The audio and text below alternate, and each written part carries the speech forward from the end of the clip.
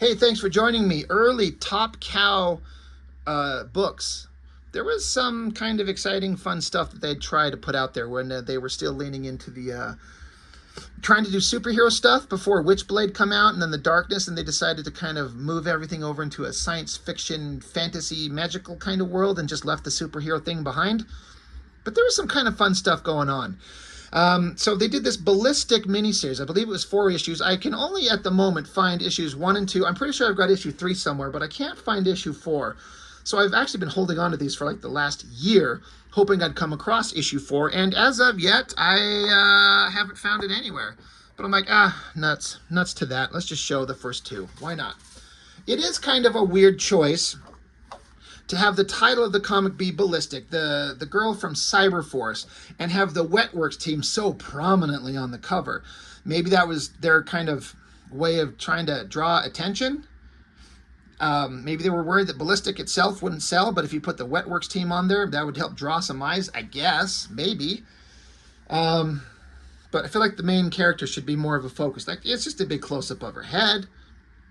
But if you're paying attention, you notice that she's got some like vampire fangs and blood. Weird. Okay. As I understand it, or as I can recall, this I think is the first book that Michael Turner was given. Not the first thing he'd ever done for Top Cow. He'd been doing like pencil assists and backgrounds and maybe some fill-in pages, but I think this is the first time he got to draw like an entire book. He got like a mini series. We're gonna do a Ballistic mini series. Hey, Michael Turner, you look like you draw hot girls. Maybe you have it in you to be a premier artist. And my God, did he become one? He hits Witchblade, massive success. Goes off and does Fathom, massive success.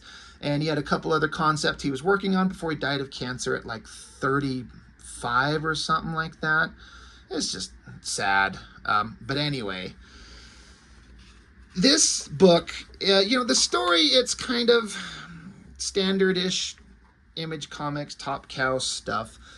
It's not the most boring thing I've ever read by any means. And it kind of looks like a lot of the similar stuff that they were doing at the time. But it's, it's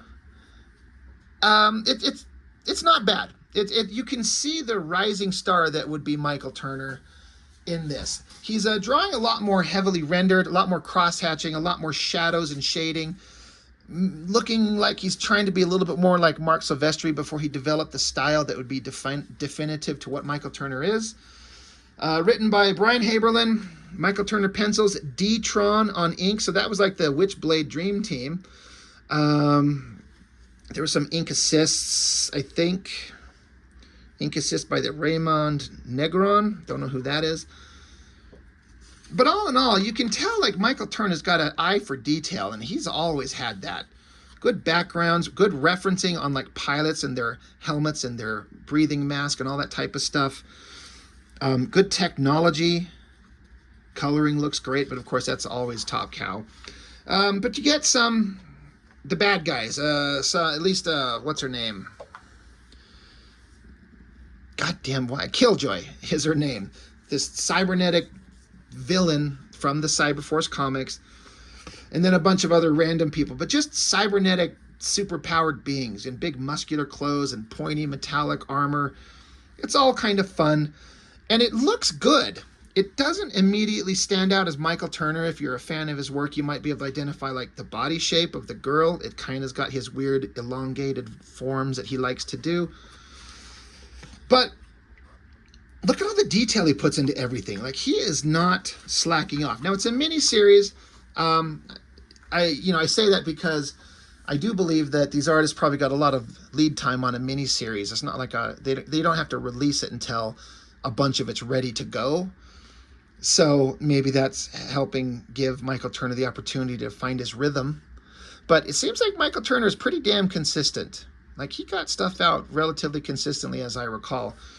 But this is where we get introduced to the star of the book, Ballistic, the girl with short hair and robotic eye and robotic arm. I've always just referred to her as Girl Cable, because she's just a hard ass with a cybernetic eye and a cybernetic arm. So it's Girl Cable. But Ballistic is her name. But all the detail put into this. Nice chair Backgrounds with the table and a TV and an antenna and maybe a gaming system, a potted plant, curtains. There's some other artists that draw big-time books. You know the one who could never in a million years even come close to drawing anything with this level of just basic backgrounds and details on a character sitting in a chair eating popcorn in ripped jeans with socks on and her feet up on a cabinet. Great shot of stairs and a door going up to the apartment. Of course, Michael Turner, these are comics. We're going to lean into the sexiness.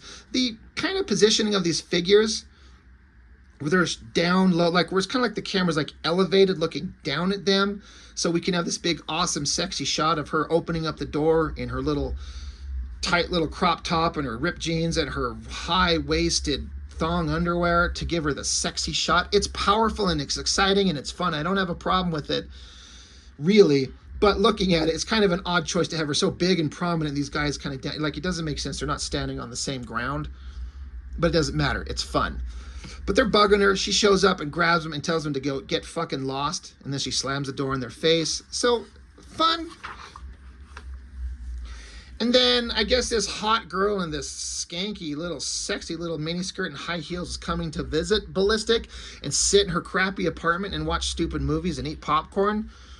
So, interesting kind of page layouts, these little panels. Michael Turner likes to do little panels and get in a lot of panel counts on a page, but also still leave room for like the big awesome shot of a figure. You get a big sexy shot of her head to toe there, a nice fun face. He likes to do these little panels. 1, 2, 3, 4, 5, 6, 7, 8, 9 panels on this, and then all this quote unquote wasted space that wasn't necessary, but he makes it work. So again, Michael Turner, he definitely, you can see the rising superstar that would be him. Back with the bad guys, they're digging underground. It looks like the Genesis cave, if you're asking me. I look at that, if you know Star Trek too. This is the Genesis cave, and they found it. What is it? Why is it? What's going on? It doesn't matter. Bad guys are looking for some MacGuffin. Get these crazy cybernetic villain outfits. Fun, exciting stuff. They're searching.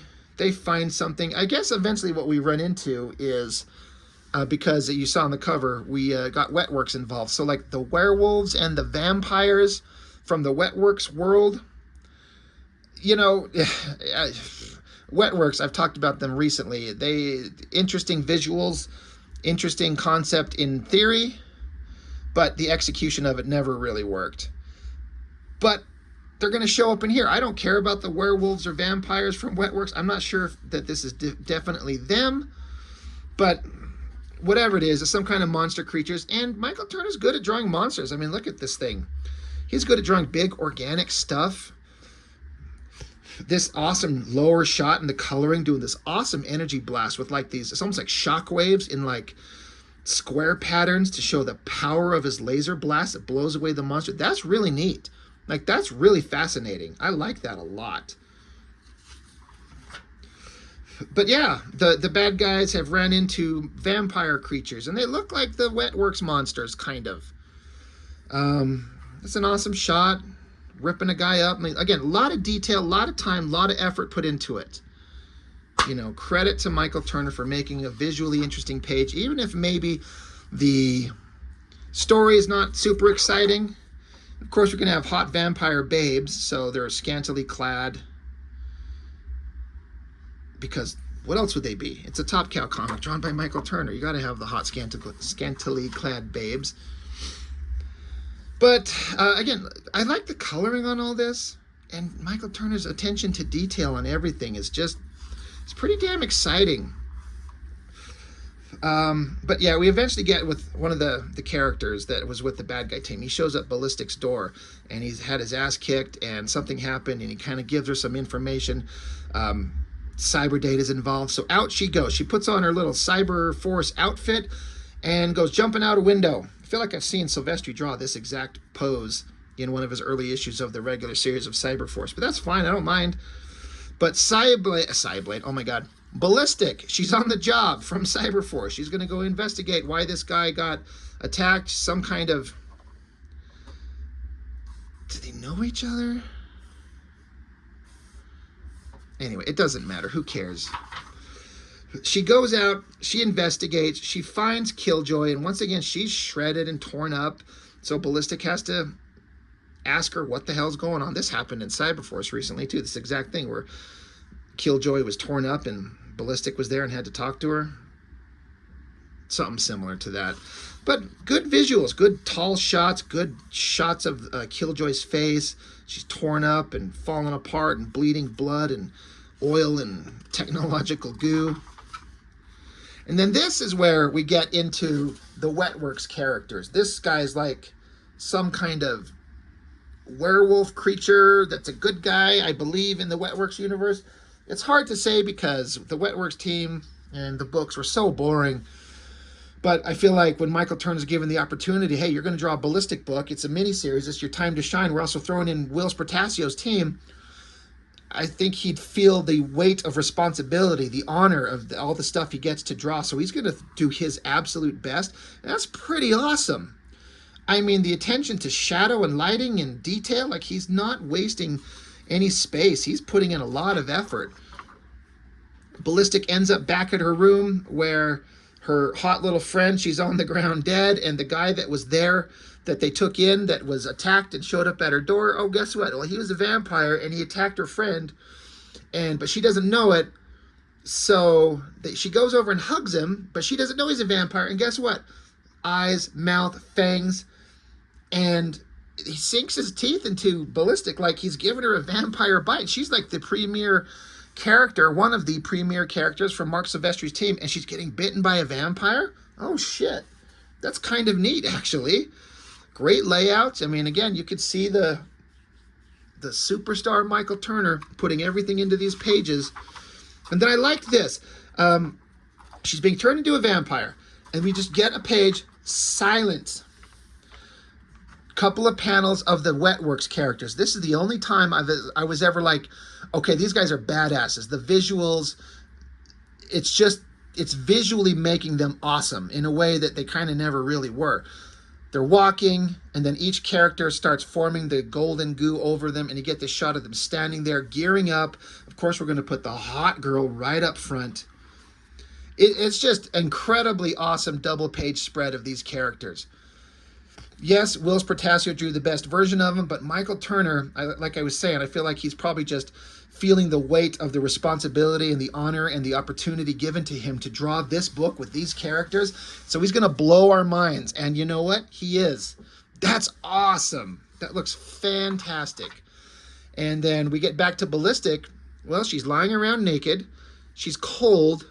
She stands out through the giant hole blown through her apartment. She touches her neck, I guess, and there's some blood on her hands to imply that she was bitten, and now she's having a vision of a vampire. It's kind of hot that she's naked just standing out there, you know, where everyone can see her. But, you know, it's interesting that she's undressed and bitten and potentially a vampire now. So I'm like, oh, this is more interest I've had in the character than she's ever had before. So, good job, creative team. Well, let's look at book 2. Cover with Vampire Ballistic and one of the WETWORKS guys with the vampire howling in front of the moon. Okay, pretty fun. Once again, look at this shot. Look at that city shot, the buildings and the perspective. Like there's a vanishing point way up here coming down to put all the vanishing points down here, and then another one going into the distance down here. Lots of detail, crazy cyberpunk motorcycle, reflection on the ground. The coloring looks amazing. She's like going through it, turning into a vampire, I believe is what's going on here. That's pretty, like, that's a great opening page. Michael Turner is just showing up to the show, coming to the game, and giving his best. And I bet everyone was just like, this guy's just, he's killing it. Like, he's blowing us away. Look at this. So she's riding, and something comes after her. He flips it, so we got to flip it over. So it's a big vampire monster thing. And you got the text boxes where it's kind of outside of a word bubble, so it's giving it kind of weight. But I'm a vampire of royal blood and blah, blah, blah, blah, blah. this is another instance where it's, I both kind of like it, but it's also kind of like it depends on the character. I was just recently reviewing Fantastic Four by Jim Lee, and I was talking about right here at the end when you had the shot where we see the Thing and you have Sue Storm and her butt sticking right in our faces. I was like, do we need to see a close-up of Sue Storm's ass? Can we not treat the character with a little bit more respect? Because she's a character with a history and importance. Literally the same thing right here. And this one, I don't mind, even though it is kind of laughable that the character just put on this thong swimsuit and jumped on this cyberpunk motorcycle and just took off, and Michael Turner's going to put her tight little ass right in front of our faces. But this is a character there's no history. It's an Image comic. It's mostly all about the art and the kind of the sexiness of it all. So this one's a little bit more okay, but it is also still a little silly. Coloring's pretty wild. I dig it. But yeah, vampire guy takes her off her motorcycle, flies her up into the sky. They're way high. This is to imply the city and the lights like way below. It looks pretty good, really designy. And then look at this designy element in this page over here. I always thought that this shot of like the eyes and the mouth, bleeding tears of blood out of its eyes, its mouth, all these face shots and the coloring, it looks so cool. You know, again, this is the first time I'd ever really seen Michael Turner artwork when this come out. And I'm looking at this going, my God, is that awesome. And still to this day, the visual style of it is just, it's blowing me away. It's really good. And then we jump to another time, another place. Was that a dream? Was it a fantasy? I don't know. But once again, we got Ballistic, and instead of a crazy hyper-futuristic cyberpunk motorcycle, she's on just a standard, I don't know motorcycles, I don't know what kind of machine this is, but you could tell that Michael Turner is clearly referencing something, because he's putting in all the details to make it look realistic, while Dummy here is filling it up and overflowing, spilling gas on the ground. Hey, that's how people die. Knock it off. But she's out searching, and so, you know, she comes across a cave and some cybernetic monsters blown apart, so she goes digging inside. I always liked kind of the visual idea of this shot of her. Again, he takes an opportunity, he gets the page layout and says, you have to draw this on this page, and he's going to find the opportunity to draw the cool shot, the anchor image. Like, you got her hot self there, you got her hot self there. I like the gun, the way it's kind of, we're seeing the gun from the bottom. The face looks good, the jacket looks good, the perfect hot female body looks good. Somebody's shooting at her, so she can use her cybernetic eye and see that up in the mountain ranges up here, she can see people hiding. So she fires back at them and hits all their weapons. Bang, bang, bang. That's the thing about Ballistic as a character, is that she's known for being like a crack shot. Super, super accurate. And it's the WETWORKS team that was at the end of the last issue. They're here, and she disabled their weapons instantly in one shot. And then we get a big awesome shot of the title character looking sexy as hell, jumping, upper body twisted one way, lower body twisted another. The designy element of the panel just being a skinny little thing behind it. It's kind of got a Wills Portacio kind of panel layout vibe design. It works. It looks great. But yeah, Ballistic, she's kind of being a badass. And once again, I'm like, all right, I'm kind of interested in this character for the first time ever. Fist to the face, foot to the face of the girl. You know, pretty awesome, ridiculous comic booky fight scene. She's being pretty awesome. She tumbles down the mountain, fighting one of these guys, and then she gets kind of excited. She forms some fangs, and then suddenly she's like crawling on all fours, like the vampire's coming out of her. Make sure I get the shot in here so we can have everything in frame, including that booty shot on her. You know, again, the pose is kind of ridiculous, sticking her ass in the air. Completely unnecessary and awesome at the same time. It's over-sexualized. She's like, you know, ram me from behind, daddy, is kind of the pose she's in. But it's also supposed to be like a animalistic crawling on the ground pose. You don't have to stick her ass in the air like that, but we're going for the sexy and the fun, and I'm kind of fine with it. It's pretty visually exciting. It's crazy and cool. She's got claws forming.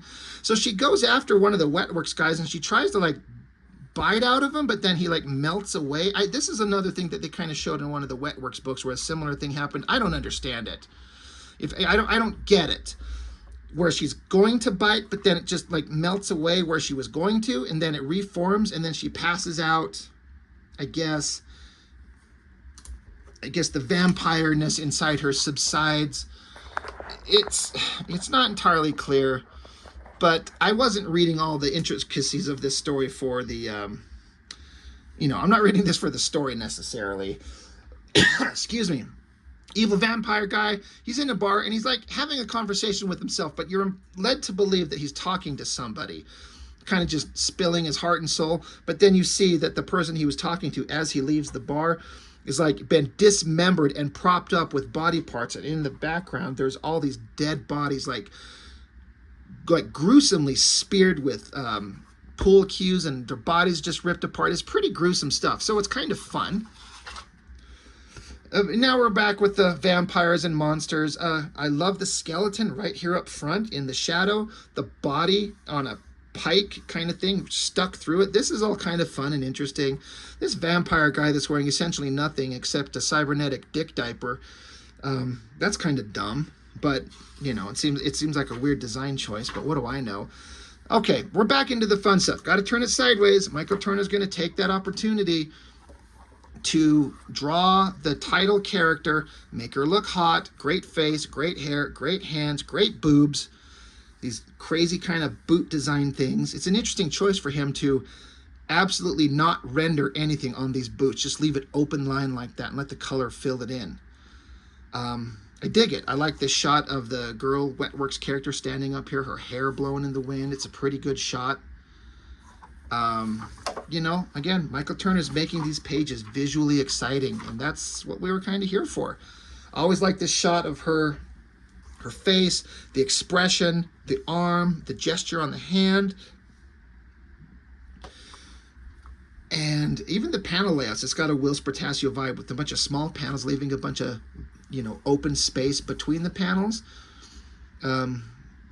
It's a choice, and I don't mind it. It looks good. And then again, Michael Turner taking the opportunity. Got a double page spread. Gonna have a giant vampire monster something. Gonna render the hell out of its anatomy, its body, its crazy ass wings. I mean, I'd love to see these original pages in person. I bet they look incredible in the black and white. It looks great. Again, I don't care about these monsters. It's never that exciting, but Michael Turner's making it work. So now I guess she's teamed up with the WETWORKS crew. I like that. They travel somewhere. Michael Turner's going to draw some crazy spaceship designs, great backgrounds, great whatever this machine is. A lot of detail to make it interesting and believable. Of course, the girl's got to look really hot and have her ass in our face. But that's why we have these comics, right? Just visually exciting. They're going on an adventure. They go inside some underground cybernetic underground base or something like that. I like the coloring that they did on the face of the golden girl, the WETWORKS girl there. And I always love this shot, the head in the jar and then her face. Again, the face looks great, the hair, the way Michael Turner draws a great set of boobs on a female figure. It's hot, it's attractive, it's visually interesting. I don't know who Headless Girl is supposed to be, it doesn't matter, but that's someone that they were looking for. And that's the end of that issue. So yeah, I'm not getting too much into the story. It's not that interesting, but Michael Turner's artwork, I mean, there's a reason that we're looking at it. There's a reason that it's as exciting as it is, and there's a reason he became a big superstar. And I say it every time I look at a Michael Turner book. So sad that he died of cancer and all the stuff we could have got from him.